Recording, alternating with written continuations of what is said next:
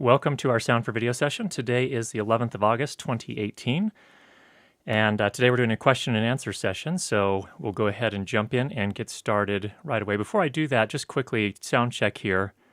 How are we sounding on the live stream there? The thing I'm struggling with is my meters are great on my Zoom F8N and on my Panasonic GH5S, but OBS has funky meters that don't make a lot of sense. But if you could just drop a note in the chat there, that would be great. All right, let's go ahead and jump in. We have a few different questions that were submitted ahead of time. We'll go ahead and cover those first. And then if you have any questions, go ahead and put those in the chat as well. We'll try to address those. All right, thanks, Greg. We're loud and clear here. All right, what technically does normalizing audio actually do to the audio? This is a question from my friend Kevin, who you may know as the Basic Filmmaker. He has a great YouTube channel that I would recommend you check out if you haven't already. But great question. What technically does normalizing audio actually do to the audio? That is such a good question. In fact, that I want to address that in an entirely dedicated episode. So that will be coming out in the next 24 hours over on my main channel, where we'll talk about that in more detail and show you. There are some, obviously it's a tool that we use in post almost all the time, and it gets your audio to a point where the levels are consistently loud, where you want them, hitting a target. And there are some costs to it as well. It's a purely mathematical application, so you just take all of the individual samples and you add a certain amount of gain to all of them. So that means the noise, the breaths, and the dialogue, and anything else you have in your recording all get either increased or decreased depending on what kind of normalizing you're doing. So there are obviously also a couple of different ways to go about normalization. There's peak normalization. There's also loudness normalization, which has more to do with perceptual normalization. Perceptual meaning how we hear loudness, as opposed to purely looking at the amplitude of a waveform. So in any case, that'll be coming out in the next 24 hours here. So look for that over on my main channel, and we'll cover that in more detail. Thanks for that question, Kevin. All right, next question up was from Alejandro. I'm looking to invest in some extra lavalier mics, and all I can afford is somewhere between $100 and $240 US. So someone on a live sound rolling with Matt Price recommended the Oscar Soundtech TL40 and the Oscar Soundtech OST 802. All I found was one video review on a compare-contrast with the mid-grade ME2s from Sennheiser and the TL40, which really didn't surprise me, nor me. And that is to say, in the tests I've heard, the Oscar Soundtech TL40 sounds quite a bit better. I also found a review on the JW Sound forums where a few people said the mics were pretty good and fared up well with Sanken COS 11s and the Tram TR50s. I would love to see another video review of both these and how they fare up with their counterparts. Thanks for everything you do. Well, Alejandro, I can't do that today because I don't own those microphones. But what I can tell you about them, first of all, Oscar Soundtech is a kind of a boutique. It's a little company. I don't think there are a lot of employees. I would be surprised if there are more than 5 people running that. Probably 1 or 2, if I had to guess. They have a website. I'll put a link for it. It's www.oscarsoundtech.com. They have 2 main models of mics. You mentioned both of them. The TL40 is sort of kind of a front fire or a top fire, very much like the Sanken COS 11. And then the OST 801, 802, there are 2 models there with slightly different voicing. And those are both with a kind of a front firing type of microphone capsule, very much like the Tram TR50. The difference between the 801 and the 802, the 801 has a high frequency boost, so that's made for hiding under clothing. And when you hide under clothing, of course, the clothing is going to attenuate some of the higher frequencies. And so they put a kind of a frequency boost into the high frequencies on the 801. The 802 is probably better suited for on the outside of clothing. It doesn't have as much of a boost. So the feedback I've heard from friends that have used those has also been positive. I've got them on my list to try at some point. I have a challenge where I own so many microphones that my wife has said that I'm not allowed to buy anymore until I get rid of some. So in any case, they are on my list. I do hope to test them at some point, and I appreciate the input on that. So I'll try and give those some attention, the attention they deserve here before too much longer. Thanks for that, Alejandro. Next up is from Julian. What audio interface mixer would you recommend for live streaming? Most recommendations are for audio interfaces which record the sound, and later in post you add a limiter or compression. Is it possible to do this live? I could do this on the software side, but it might introduce latency, so I wondered if there are any mixers you could recommend. That's a great question, and I actually agree that there are some serious challenges trying to do that in software while you're doing it live. Wouldn't recommend it. What I would recommend instead, and I'll put a link for this down below, is a channel strip, just an analog channel strip and an audio interface. So DBX makes one that's very popular amongst podcasters called the DBX 286S. It's a microphone preamp / channel strip, and it includes a compressor, a de-esser, what they call an enhancer, and also an expander gate. So you can do all of your processing on an analog. It's a single rack unit type unit, and it runs about $200 US. It does a nice job in all the tests I've heard. So that would probably be something more I would recommend, and then run the output from that channel. Okay, signal chain, microphone to the DBX 286, output from the 286 into an audio interface that then sends it to your computer. Now, another thing you could do that I would actually recommend you consider is that a lot of times when you're doing live streaming, there are issues with sync between audio and video. And in fact, in this particular case where I'm live streaming now, I have my microphone here connected to my Zoom F8N, and then the output from the Zoom F8N is going into my Panasonic GH5S here. It's a microphone / line input. I do that because then I run into fewer audio-video sync issues. That's another thing you could consider. I don't know what camera you're using for your live stream, but if it's at all possible to get the audio into the camera so that whatever you're then streaming from there using whatever interface, like HDMI to USB interface or whatever you're using, then you're not going to have to rely on that to do any offsets or things of that nature, and that can get pretty dodgy. It's possible, and I'm sure many people do it, but my experience has been it's a lot easier just to get it into the camera if you can. On the DBX 286S, the output is, I believe, it may actually be balanced. The output is a 1/4 inch balanced output, so depends on what camera you're working with as to whether or not that's going to work for you. So hope that was helpful, Julian. If you want to send more information over, I'd be glad to kind of dive in a little bit more, take a closer look at that. Okay, those were the questions we had submitted ahead of time. If you have other questions, go ahead and let me know here. Looks like our sound is good. Thanks for that. Neon asks, do you have the latest version of OBS? It has labeled meters. Yeah, it's definitely labeled, but what's interesting about it is that it says that I'm clipping, but my others don't. So I'm not sure. And the audio has already been converted to digital before it gets to OBS, of course, and even before it gets to I'm using an AJA UTAP to get the signal out of my GH5S into the computer via USB 3. But yeah, I think I do have the latest version here. So looks like we're peaking around -5 now. So, okay, cool. TechNuber says, hi, Curtis. Hi, TechNuber. If you have questions, go ahead and submit those. Let me go ahead and do a kind of a show and tell of a couple things we have coming up here, just so you are aware. I have a new microphone here in the house. This is one we talked about at NAB with our new friends at Deity. This is the Vmic D3 Pro. And this is an interesting little mic. So it has a 3.5 millimeter output, but it also has some intelligence built into the microphone, so it knows what this is being connected to. So of course it comes with this is a TRRS 3.5 mil to 3.5 millimeter cable. You plug that in here. And then this is able to sense what you're plugging into. So if you're plugging into a camera that requires a TRS input, it can figure that out based on the bias voltage or the plug-in power voltage, and it will adjust its output to work with that.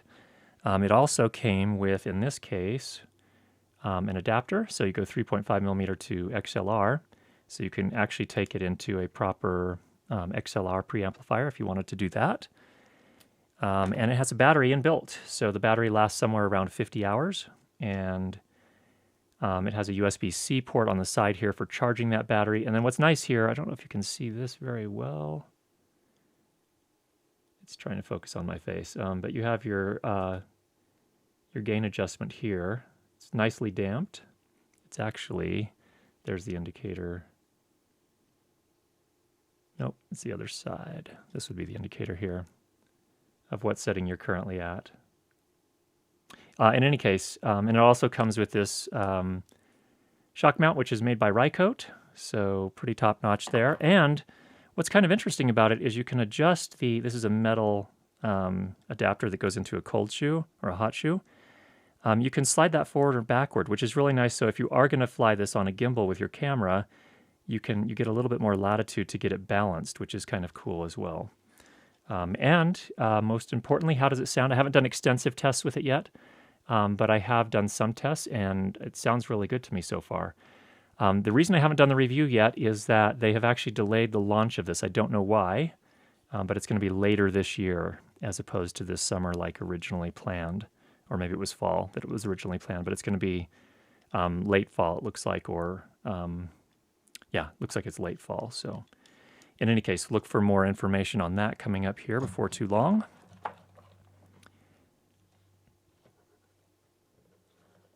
Okay, we do have some questions coming in. Good. All right. Let's see here. J.H. Brooks, do you think they will add auto mix to the F4? That is a great question. I don't know if they will or not. It's an interesting question. I don't know if the hardware is capable of doing it. And then there's also the question of whether or not they want to maintain product differentiation by not adding it to the F4. I don't know. What I do know about Zoom is that they're very good about pushing new functionality. If the hardware is capable of it, they've been pushing functionality like crazy. They've been doing that for years, actually. Even on the Zoom H or Handy series, they did a lot of that as well. So if the hardware is capable of it, I wouldn't be surprised, but I don't have any inside information to know for sure. It'd be cool if they did. Boy, that's a really great feature so far. All right, next up, TechNoober, is there a universal adapter to a UWP-D transmitter for lavs? Looking for a mid-range lav for a UWP wireless system. Got any recommendations? I have not used the Sony system, so I don't know a whole lot about it. That's for those that aren't aware. That's the Sony wireless lavalier microphone system, and I think they're wired a little bit differently, and so it looks like you're looking for some sort of adapter so you can use existing lavalier microphones with that. If anyone else knows, it'd be awesome if you could put just a little something in the chat there for our friend TechNoober, see if he has anything. Next up from Luigi, did you test the new Tentacle Sync firmware? Yes, I did, actually. I'm really glad you brought that up. So for those of you that are not aware, Tentacle Sync's second generation timecode generators called the Tentacle Sync E have a new firmware. They announced at the NAB show earlier this year that they were coming out with a new firmware, and on that new firmware, in the mobile application, you would be able to tap a button and resync all of the timecode generators wirelessly. And yes, I have tested it so far. I haven't done it extensively, so I have more testing to do, but the testing I've done so far looks really positive. It's very simple. You literally go into the app, you tap a button, it asks you if you want to it basically asks you which of them you want to sync. So there may be some circumstances where you may not want to sync all of them. And I'm not going to get into all that here, and I need to think about when that may or may not be. But in any case, yes, it seems to work really nicely. And just at a very basic test level, it looks really, really cool. So that solves, I think, a big problem for the Tentacle Sync system and makes things a lot easier to use on set. So that's a really, really nice step forward. And in fact, I think at some point we should probably come back and talk about timecode generators again. Last time we talked about them probably a year and a half or 2 years ago. I hadn't used as many of them. I've used a fair number more of them at this point, and I've kind of developed some opinions about which of them I like the most. So thanks for that question, Luigi. Alejandro asks another question. Which iPad do you have for the new updated Zoom F8, F8N app? That's sitting just right back here. This is just the new iPad. It's just called iPad. It's not the iPad Pro. It's just a new one I think they launched earlier this year, kind of aimed at education. It was $430, I think. So nothing special there. And that works really nicely with the app. Julian Kraus. Okay, good. Julian asked a question. Hey, Curtis, have you noticed any improvements with the look-ahead limiter on the F8N versus the old limiter on the F8? So a couple of things. So they call that the advanced hybrid limiter. And I have noticed a significant improvement in terms of capturing the very first transient on a loud sound source that's coming in. So the old one would not capture that. It would actually let that through, and then it would clamp down on the next cycle of the waveform. The new one actually captures it from the very start, so it reacts much more quickly.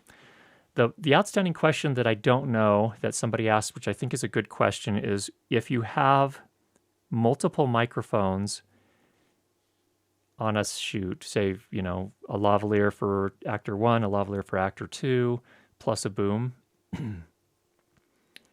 what happens there? And because the reason that that's an interesting question is that they're using a little bit of latency. So they're purposely creating a second digital stream of the audio, I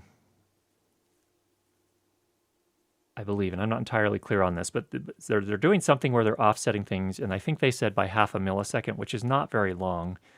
So in that case, if, for example, the limiter engages on one microphone but not on the other, and the sound source is coming into both of them, probably more into one versus the other, because the other one's not engaging. In those circumstances, I'm wondering if you're going to experience any phase issues. My expectation is you wouldn't at half a millisecond, but it's worth a test just to be sure. But yes, I would say I've definitely noticed that difference. So you're not getting as many of those initial transients coming through, Julian. So it's a good. And actually, just to clarify, that also is applicable to the F8. The F8 now also has that same advanced hybrid limiter with the newest version 5 firmware. So that's also now available on the original F8. All right.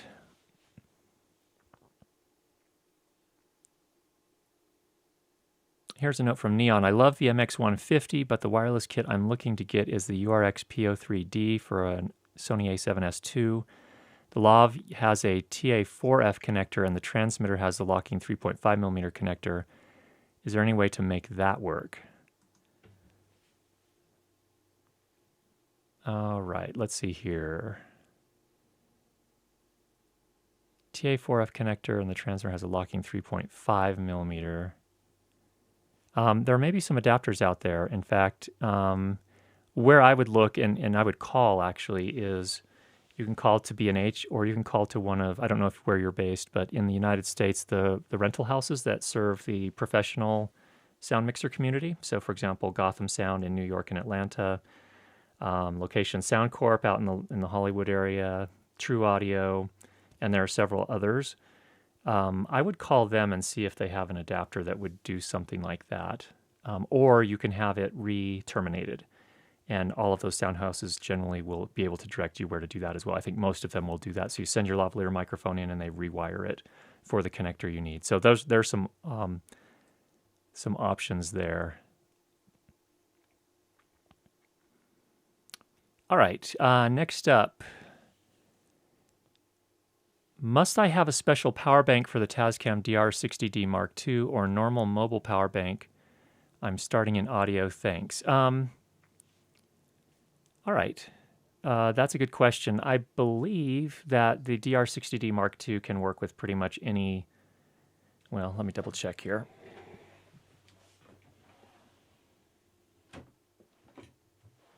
In my experience, it's working with any of the power banks that can put out up to 2.1 amps. So if you have one that can put out 2.1 amps, you'll just want to look at the specifications for your particular USB battery bank, and it should be able to do that. So cool. Okay.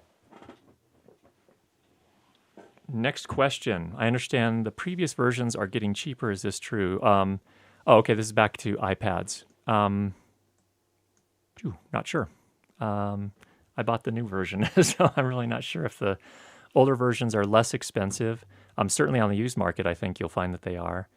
But you know what was interesting is that the iPad mini was fairly close in price to the full-size iPad. For me, the iPad, the bigger one, makes more sense for the things I'm doing. However, I know, Greg, you've done this, Greg Palmer, who's here right now. I think you set up some arms on your mixing bag so you can actually attach an iPad mini there. So depending on what you're looking for. The iPad, what's always interesting with mobile devices like that is that the smaller ones are generally more expensive because it seems to me like probably more manufacture or more engineering needs to go into miniaturizing everything. And they have to start using more proprietary parts, and the manufacturing may be more difficult. I'm guessing, I don't really know. But the iPad mini is almost exactly the same price as the iPad. So, and Greg confirms mini is great for a mixing bag. So that would seem to be the case for me as well. I think the full size iPad is probably a little too much for most mixing bags, unless you like to live large, I guess. All right, next up, Aaron. Looking into using the auto mix feature of my F8 as a live mixer for a panel, we'll be running up to 4 live lav mics at the same time. Could you recommend a type of lav for this situation? Well, I could say the Oscar SoundTech is worth a look. Again, I haven't used that personally, but all the sound tests I've heard are very positive on that. I really like the Voice Technologies. VT500 is a favorite. I like the Countryman B6 quite a bit. And the COS 11D works on most voices. I just find on some voices I hate the sound of the COS 11D, but on most other voices it sounds great. So I know a lot of people are fans of the COS 11D, and I do find that it works on most voices, but just every once in a while, like my own voice, it sounds awful. And I don't understand why that is exactly, but that is the case. So I would say there, if you want to stay on the budget end, I would look at the Oscar SoundTechs. If you have a little bit more to spend, I really like the Countryman B6, and I know that's been used in a lot of big productions as well. But that microphone seems to be a little bit of a lightning rod. Some people just absolutely hate it, and I don't understand why. To me, it sounds pretty good. It produces a very hot output signal, so you do have to gain down a fair bit, and it's tiny, so it's really easy to hide. Anyway, I really like the Countryman B6. That's probably, if I had to choose one right now, that's probably my favorite. But all of those can produce great sound. So there's some thoughts on that. And TechNuber, thanks for jumping in. He said you don't need a special power bank for the DR60. Any normal power bank will work. Cool. All right. Greg, can you discuss ideal speaker setup for editing? Self-powered or passive and separate amp? Reference speakers, 2-way or 3-way? Subwoofer. Okay. Wow, Greg, those are some good questions. So partly, of course, it's going to depend on your budget. I think it also depends on your audience and what kind of playback systems you expect your audience to be experiencing your audio work with. If you're going to a theater, then that's where you're probably, you may want to look into something a little bit more sophisticated, I guess, and probably more expensive. So here's what I use. I use the Focal... the Beryllium, what is it called? The Solo 6 BE. Solo 6 Beryllium. And what that means, the Beryllium refers to the tweeter. So it's just a 2-way. It's got a tweeter and a woofer. I think the woofer is a 6-inch. And the tweeter is an inverted dome tweeter made out of beryllium. And it's kind of a rare material. And those have worked really well for me. So that's all I'm using. I'm not using a subwoofer. It's a 2-way, not a 3-way. They are powered, so I'm just using their built-in amplifiers, and I've been very happy with the results I've gotten there. Some people will use a separate amp and then use passive speakers. The nice thing about that is if the amp goes bad, then you only have to replace the amp and not the speakers potentially. Or if at some point you feel like the speakers have fatigued to the point where you want to replace them, you can do that without changing out the amps. I don't know that I have a strong opinion on that because I don't really have a lot of experience with those. In fact, I've never really used, I've always used powered monitors on those. And then as far as reference, ideally you're going to use with the, ideally you're going to use some sort of reference monitor, something that's designed to sound accurate and not designed to sound pleasant. So audiophile speakers generally are made to sound to knock your socks off and make everything sound great.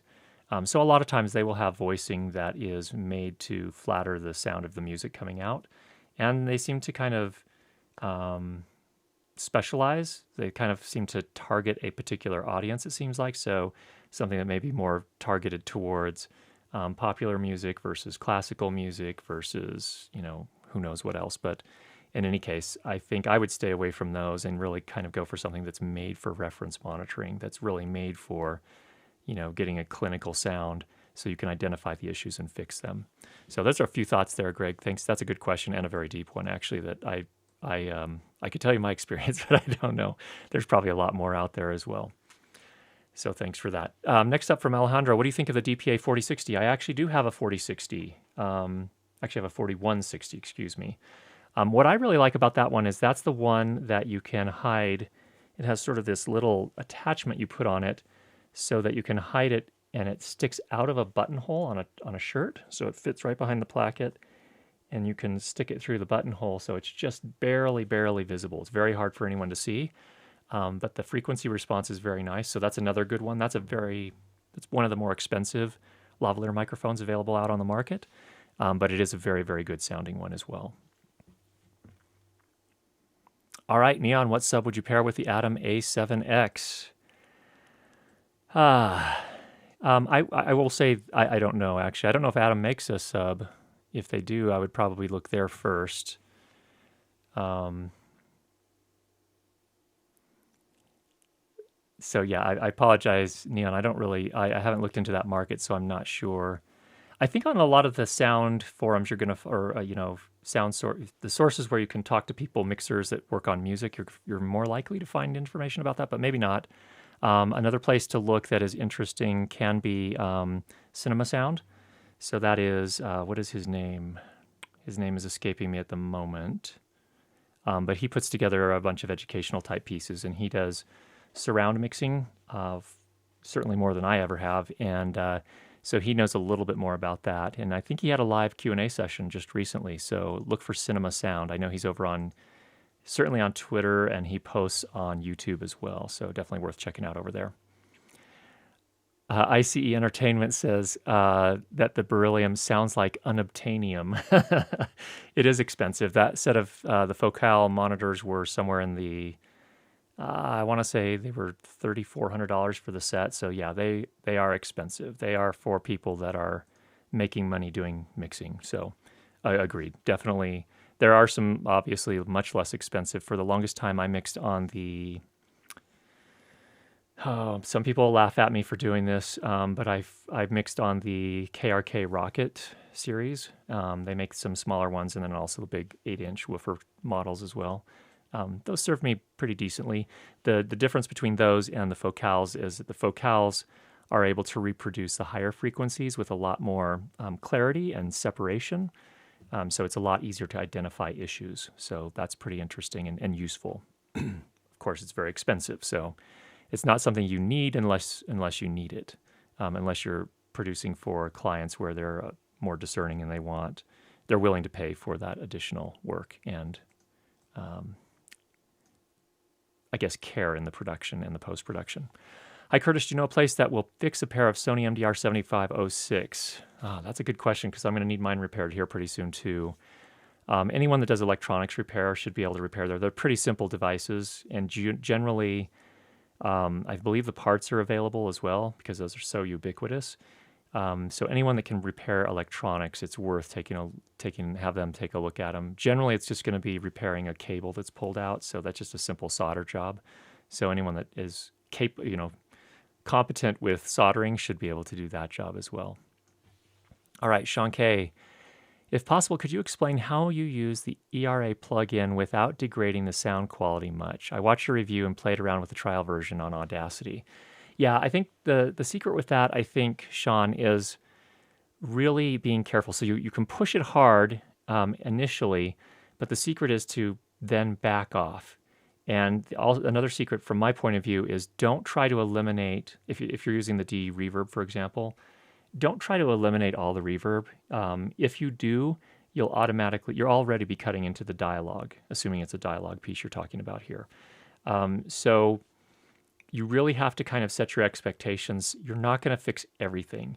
You're just going to reduce the overall distracting elements within the recording. So that's how I approach it generally, and I back it off. And then what I also recommend is after you've worked on something for a while, maybe 45 minutes, it's time to stand up, walk away for 15 minutes, come back, listen to it again, and see A lot of times I can catch my own mistakes that way, because what happens is your ears start to get accustomed and you need to give them a break and then come back and listen again. I notice that also with color grading as well. So those are kind of things that apply both for sound and for film.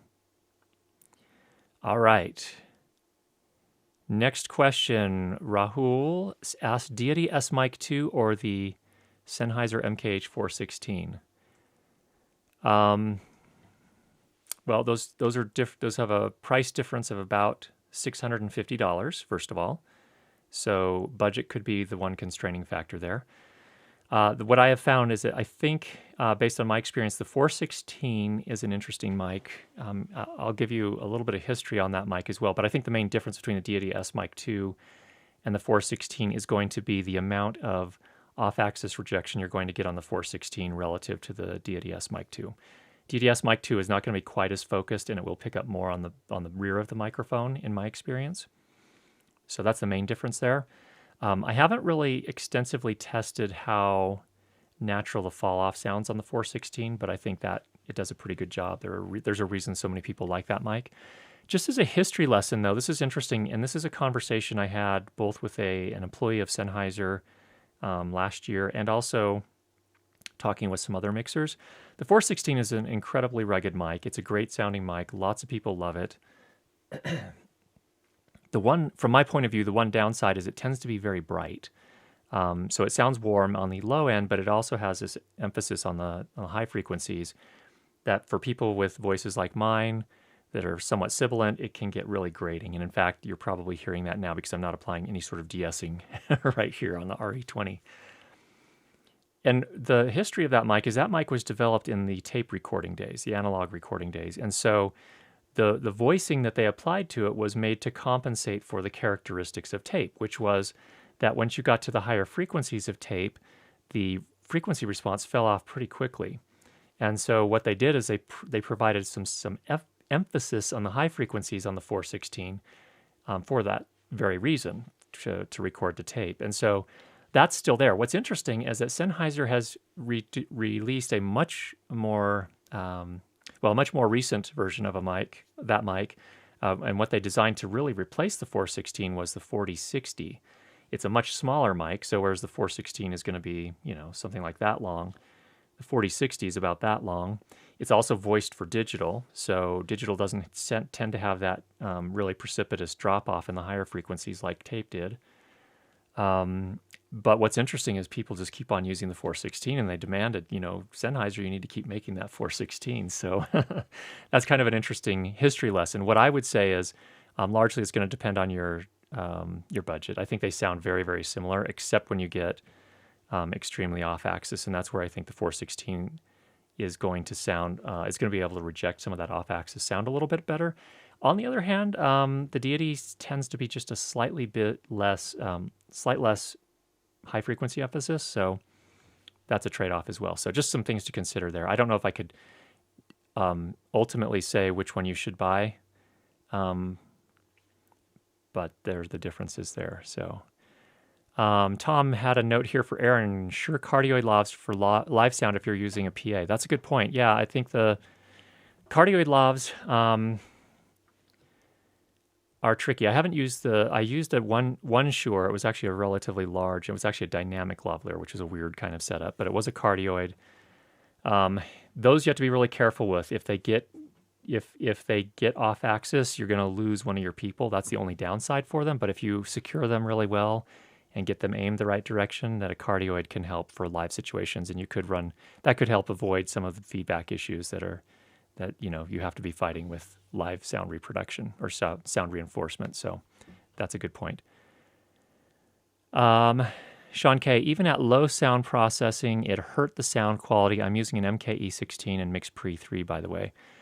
Yeah, so if it's still hurting it at low settings, then go even lower.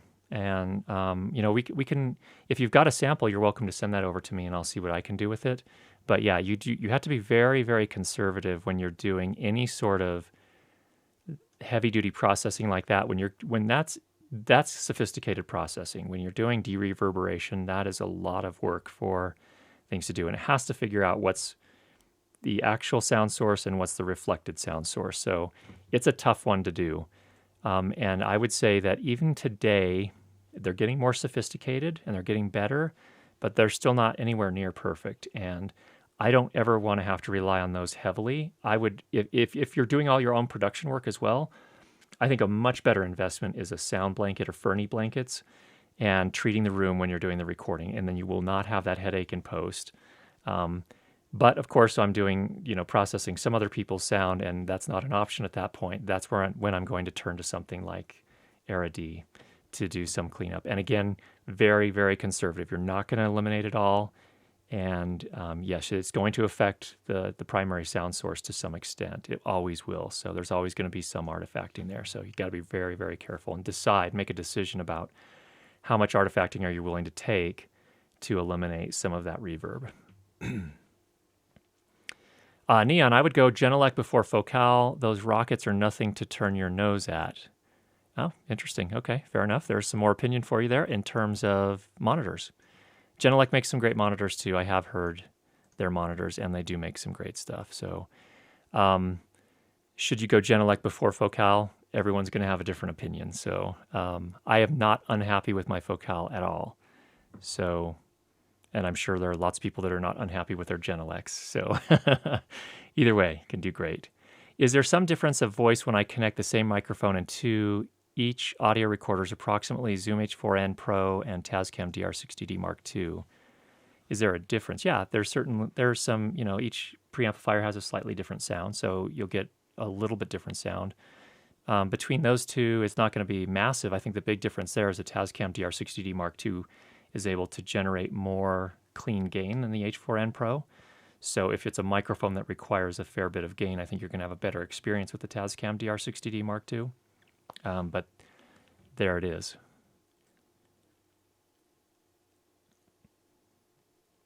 Era-D, dual reverb for interviews. Do you see this dual processing as a normal part of your workflow? Certainly not a normal part. That's an emergency.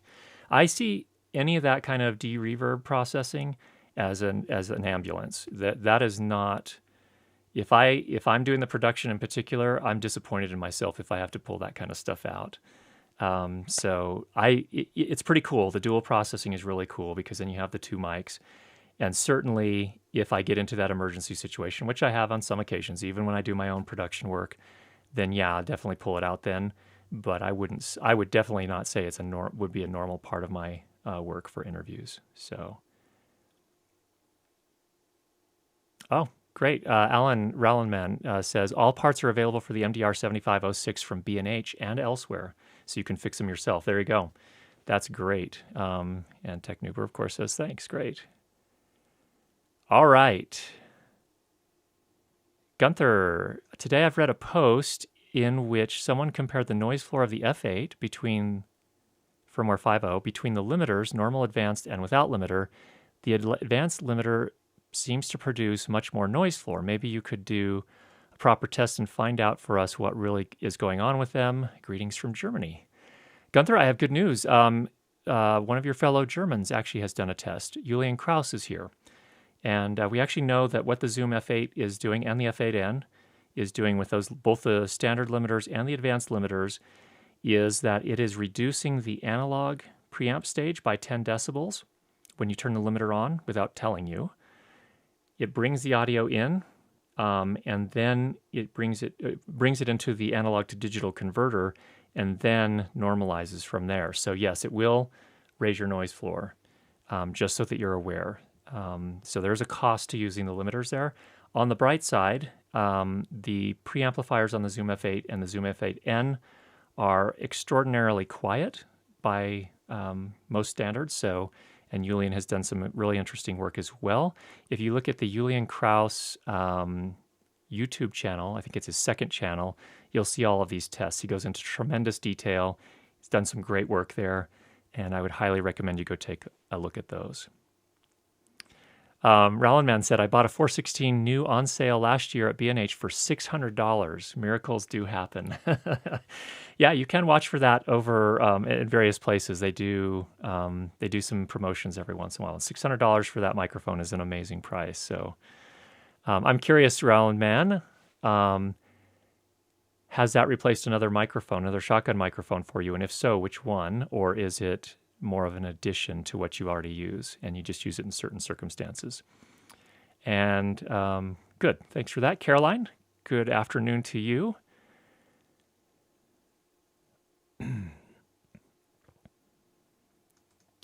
All right, next question from Raul. One boom mic, one lav that you would use in an indie as well as in a good budget film, and also the best boom mic that is good both for interior as well as exterior.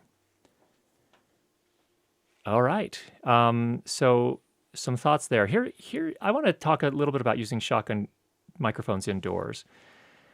And I think maybe people have, maybe I overstated it, so I apologize. You can use a shotgun microphone indoor. No, the microphone police are not going to come and arrest you. And that's okay. And plenty of professional sound mixers and boom ops use shotgun microphones indoors. Here's the trick. The problem with shotgun microphones indoors rears its ugly head every once in a while, and particularly in reverberant spaces when the microphone happens to get just a little bit off axis from the person that it's meant to be recording. And what you'll experience in those cases is some phase. Because what's happening is the primary sound source is coming in through the interference tube and through the front at the same time and doing some cancellation, doing some comb filtering. That's the problem. So if you put up sound blankets or Fernie blankets, you can avoid a lot of that issue, and it's perfectly fine to use a shotgun microphone indoors. The problem is if you run into that issue, and that's the only take you have, there's not a great way to fix it in post, unless you also have a lavalier microphone and you can cut to the lavalier microphone. So I would say yes, shotgun microphones can be used indoors. So if you're looking for one microphone and you're working on a budget, I would take a look at the de-esser Mic 2. That's a good option there for the $350 range.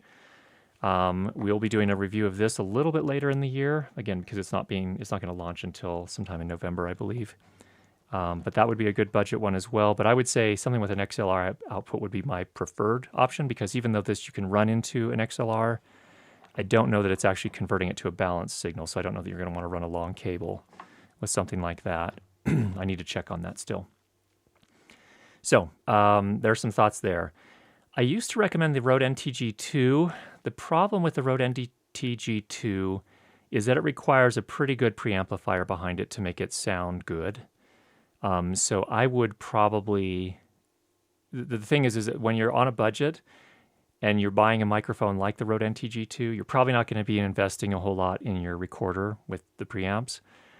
So if you're getting, like, for example, a Zoom H4n and an NTG2, a lot of people just get really frustrated with that combination, not because either of them are bad on their own, but the NTG2 needs a lot of gain, a lot of clean gain, and the H4n Pro or the H4n only supplies something like, I think it's 40 some decibels of gain, which is not a whole lot relative to, like, for example, the Zoom F8 and the Mix Pre series, I believe both supply like 75 decibels of gain. So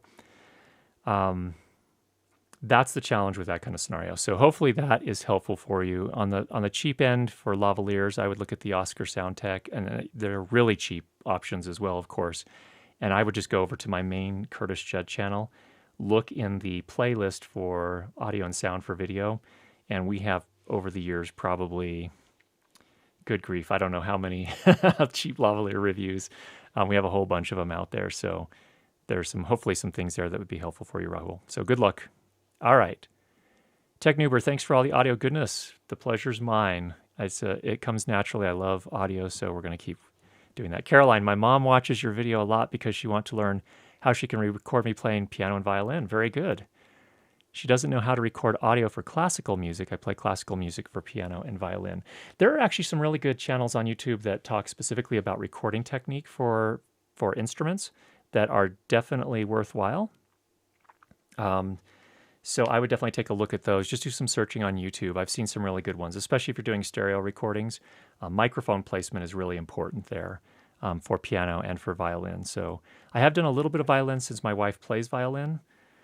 And usually in those cases, I'm just doing mono recordings. And I usually will aim the microphone. I'll usually use like a supercardioid, because a lot of times we're not in really great rooms. Ideally, if you're in a good room, you could use an omnidirectional microphone, and then you'll get the instrument plus the room if it sounds really good.